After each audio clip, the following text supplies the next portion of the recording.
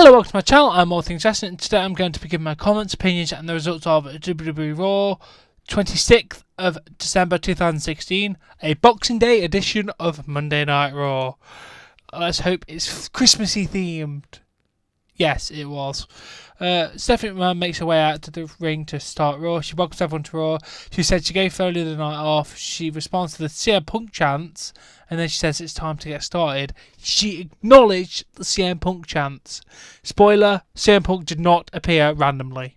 I was hoping he would, but you know what, he didn't. Seth Rollins then makes his way out. He wishes Chicago and Stephanie a Merry Christmas. He said he wanted to come out and he wanted to know how things were for Stephanie and Triple H. Seth asked if Triple H got a new leather jacket or NXT jammies. Did she give him his manhood back? Seth said he does not know if she has his snowballs or the whole U-log in her purse. Stephanie said that when Seth goes low, she goes high. She reminds Seth that Triple H is an executive. Seth reminds Stephanie that last year Triple H was primed for a return at the Royal Rumble. Then he called out Triple H and begged him to come out. Seth said that Triple H will be remembered as the biggest coward. Stephanie says that she is not her husband's keeper, and she tells Seth that her husband will be more of a champion than Seth ever will be. Seth says he came to Chicago for a fight. Last week, Braun Strowman stuck his nose in Seth's business, and he wants Braun Strowman.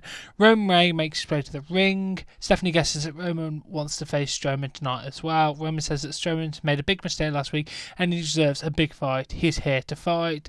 Seth said that Roman wants Strowman. He tells Roman to get to the back of the line. Seth says he's not stepping aside. Roman says he will jump the line and teach Strowman a lesson in the back.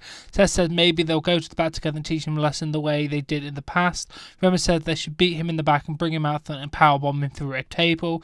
Stephanie likes the idea and she throws out her fist like she is in the Shield. She said that the SmackDown is in Chicago tomorrow. There's a certain lunatic fringe who will be there. Should they reunite the band for one night only? Stephanie says it is too bad because it ain't gonna happen. She tells Seth that he can face Braun. Stephanie tells Roman that he will defend the United States Championship tonight against an opponent of her choosing. And then she tells us that we have a tag team title rematch from Roadblock coming up next. We have the New Day make the way and pour bootios onto people in the aisles. Literally got a ladle of bootios. It was amazing. The first segment was really good. It made all three look like mega great talkers. Stephanie looked like a dick heel.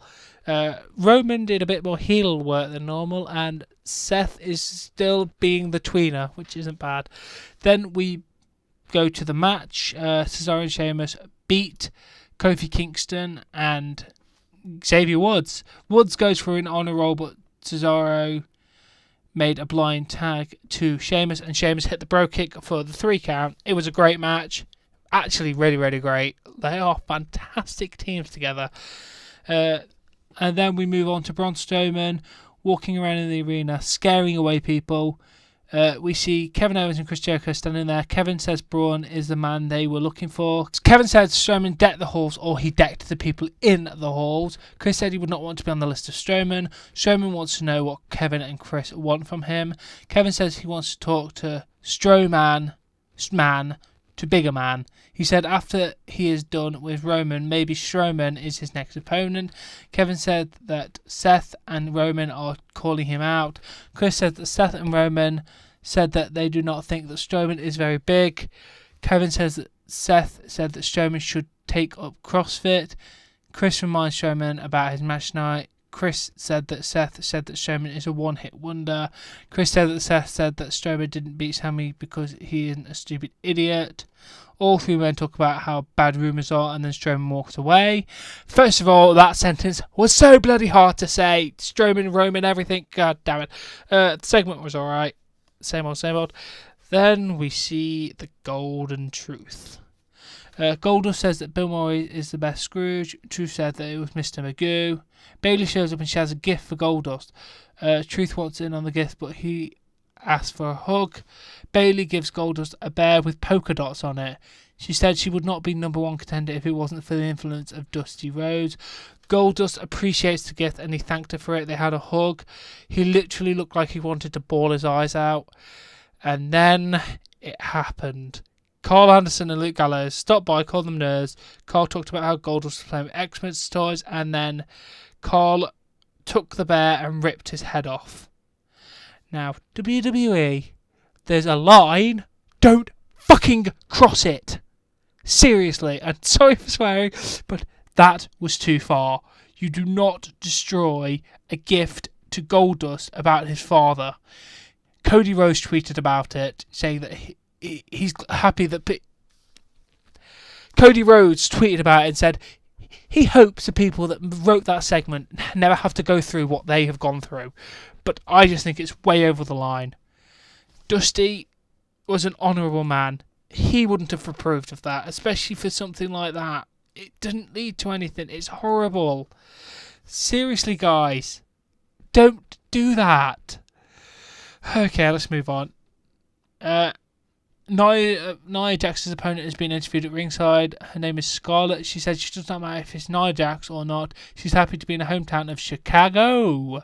She said she wishes her inspiration Sasha Banks was here. And then obviously Nia won with a Samoa drop to get the 3 count. After the match, Nia tells Scarlett to get a better role model, and then she hits her with a leg drop. Meh, it's alright. It did its purpose. It was... we are back, and Stephanie and Charlotte are shaking hands. And then we move on to Kevin and Chris enter, and then Kevin said they are here to make a protest against Mick Foley. Kevin reminds Stephanie that he won at Roadblock, but Roman is getting a rematch. Chris has to hang above the ring like a sexy pinata, hundreds of feet above the ring. Chris says he'll break out if Mick puts spiders in the cage. Okay, first of all, there's holes the spiders will call out. He will have an arachnophobia. Chris said that Stephanie said that Roman is going to get a United States title match, so why not give him the chance since he does not have a match. Stephanie says that she hates officials who take advantage of their positions. She said that Roman will face a man who beat him at Roadblock, Kevin Owens. Kevin said they will make history tonight as the Universal and United States Champion. It was an alright segment again. Did what it needed to do. Then we see Bayley making her way to the ring. Bayley says she loves Chicago and that she hopes Santa gave them everything they asked for. Bayley said Christmas came early for her because she pinned Charlotte for the 3rd time, and she's pretty sure that makes her number 1 contender. All Bayley has dreamt about is holding the women's title. Charlotte then makes her way to the ring. She says she knows that Bayley enjoys playing wrestler. Charlotte tells Bayley that she did not beat her. Bayley said that when the referee raises your hand after the 3 count, you've won the match. We then take a look at the footage last week where Charlotte slightly got her shoulder off the mat, making a questionable decision. Charlotte says she kicked out. If it was someone like you would have had to deal with the loss. Charlotte said that since she was raised in the industry, she was taught how to have a good lawyer with her.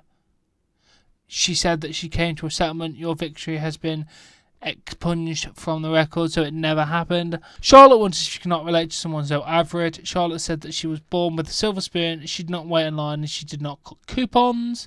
Charlotte says she remembers how Bayley reacted when she won the NXT Championship. Charlotte said she was secretly laughing at Bayley the entire time. Charlotte said she's not unreasonable, and because this is the holiday season, she will give Bayley another shot at her childhood dream, a match right now. Bayley agreed to the match. Charlotte tells Bayley that in the settlement she was guaranteed a referee who would call it down the line. The referee is Dana Brooke. And then we have Bayley versus Charlotte. It was a really good match. Bayley hit a belly-to-belly suplex to Dana, who was kind of screwed her over. She then hit a hip toss and a sliding clothesline for a near fall as a new referee comes out. And then Bayley hit the belly-to-belly suplex and Dana pulled the other referee out. Bayley chased Dana around the ring and Charlotte with a roll-up with her feet on the ropes for the 3 count. It was a good match. It did what it needed to do. Bayley and Charlotte are great, so could never take too much away from the women, to be fair. Then Stephanie McMahon is in the back and she tells Braun Strowman to stop what he is doing. Braun says he is looking for Sami Zayn. Stephanie said that she needs him to focus on the match. Braun said he wants both men because he is multitasking. She gives Braun a match against Sami next week. Braun says he wants to face Sami in a last man standing match. Stephanie says that Braun is a destructive force and he wants Braun to see Sami in Seth. He wants Braun to do to Seth what he will do next week to Sami Zayn. It will be amazing. The segment was good. Stephanie looks good. And Braun, I like him talking a little bit more. Then we had match number 4, Neville versus TJ Perkins. Perkins goes for a knee bar, but Neville drops down and then he gets a 3 count. It was a good match. Both of them guys were amazing. After the match, Neville is asked what is next for him. Neville said, when you leave a line of bodies in your wake, suddenly everyone wants to talk to you. You Americans only talk about him when you insult his accent or think his accent is too bland for television. Maybe you don't think this phase is appropriate for Raw. This is your ignorance and your arrogance that has prevented you from appreciating him. Neville said you will see him beat the Cruiserweight Champion tomorrow night because he is the king of the Cruiserweights. Great promo. Love it. Neville, you are doing fantastic at reviving this division. Why were you not here in the start? I guess it's led to the storyline. It's great. Then we see Enzo and Cass make their way into the stage. They do the usual entrance, but without Enzo's dance move because Enzo is in a wheelchair, and we see a photo of him with a massive bruise from last week. Enzo says sensitivity class ain't his speed. He does not need a certification because he is certified. He tells Rusev that you and your ride-along partner Jinder must have parked your car off campus because you're both chicken. Enzo says his mother raised a Rolling Stone. Enzo says his solo cup has run out. He tells Cass to take over because he is batting clean-up. Colin tells Rusev if he wants to trap Enzo in a room and beat him down, why not you trap him in a room and see how you do. Colin calls Rusev a coward and says that Rusev does not have what it takes. He says he would slap the taste out of Rusev's mouth. If you have a problem with Enzo, you have a problem with him, and you don't want to have a problem with him. If you have a problem, how about you come down here, tough guy, and do something about it? Rana and Rusev show up on the stage, but they are joined by Jinder Mahal. Jinder slaps Enzo before going to the apron, and then Enzo pulls Jinder off. Colin and Rusev exchange punches. Colin with the advantage, then he clothesline Rusev over the top. Enzo kicks Jinder into the wheelchair, and then Colin tosses Enzo onto Jinder, and they go down. Colin with a running boot to knock Rusev off the apron. Whew, that was a great little promo and a great little beatdown thing. I'm liking this. I believe we're having a match maybe next week. I think it was Enzo and Cass versus Jinder Mahal and Rusev. I swear I saw that advertised. Maybe I'm making things up. Then we have match 5. Darren Young and Bo Dallas with Bob Backlund versus Epico and Primo. Is Bo Dallas face, or was this just because you have 4 random guys that you don't care about to put in the match? Either way, Braun Strowman makes his way to the ring. He has a Christmas tree with him. Strowman hits Dallas with the tree, and then he connects with the forearm to Primo. Then the referee calls it off. Strowman sends Young to the floor, and then Epico hits Strowman with a chair, and it has no impact. Strowman destroys Epico with a clothesline. Strowman sends Young into Backlund, and then he picks up the steps and throws him at Epico, Primo, and Dallas. It was a great little beatdown. I'm glad it stopped a match that looked like it was going to be terrible. It was good. But then we go to match 6, Braun Strowman versus Seth Rollins. Seth Rollins got dominated through 98% of this match, which is a surprise for saying he's a big mainstream player. The finish happened. Sami Zayn's music played and Strowman was looking up at the ramp. Sami came from behind off the steps with a forearm and then sent him into the ring post a few times. Zayn goes into the crowd and Strowman follows him while taking out a fan. Seriously, he just knocked over a fan completely. It was so funny. Jericho then comes in and hits a code breaker on Rollins as officials are helping Rollins get up. Jericho hits another code breaker and then the referees managed to get him out. It was a great match. Well, not really, but it was seeing Strowman throw Rollins away, so it was funny. Then the beatdown was good. Everything was really good about that. Then Kevin Owens is watching what just happened on the monitor, and he is asked about how he is preparing for tonight's match against Roman Reigns. Kevin says he cannot answer her question because he tuned her out when she started talking. Kevin tells random stranger that Roman's closest friend got taken out by Chris Jericho. There'll be a new United States champion, and their names will be Kevin Owens and Chris Jericho. Chris says that means Roman is all alone tonight, and they will own Roman Reigns, and they will own the United States Championship. Kevin said they'll be United States and Universal Champions. He tells Chris that she's annoying him. Great heel work from these two. I do not like that announcer anyway, so forget her. Then we go to match 7, Carl Anderson and Luke Gallows versus R-Truth and Goldust. This is one time I can't complain about the match. I just feel too bad for him.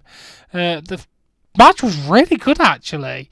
Goldust hit a clothesline on Gallows over the top of Anderson with a roll-up for a 3 count, which was slightly annoying because why couldn't he get a bit of retribution? WWE, seriously, you do know how to piss off your people, don't you? Then we see Rich Swann walking in the back and he stops to look at Noam Dar hitting on Dana Brooke, which was really interesting. Then we had Rich Swann versus Daivari in a non-title match. Great match. Swann hit a back heel kick to the head for the win. After the match, Swann is asked about Neville's challenge from earlier tonight. Swann says Neville claims to be the king of cruiserweights, but Neville sounds like a royal sour puss. Neville is still one of the best in WWE, and if it is a fight Neville wants, it is a fight Neville gets. Neville attacks Swann and then sends Swann into the apron. Neville sends Swann into the ring and pulls Swann into position for a red arrow, and he hits one onto Swann's back. Great little attack. I like that it's adding more heel heat onto Neville, which is really, really good.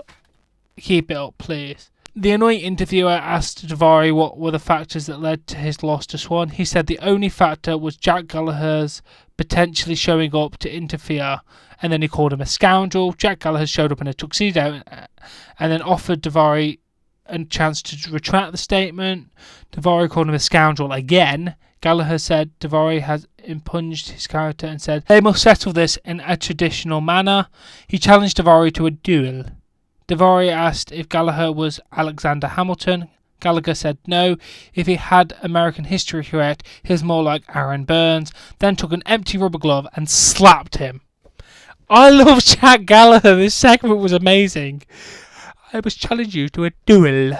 He is amazing. I cannot wait for that match. It's going to be amazing.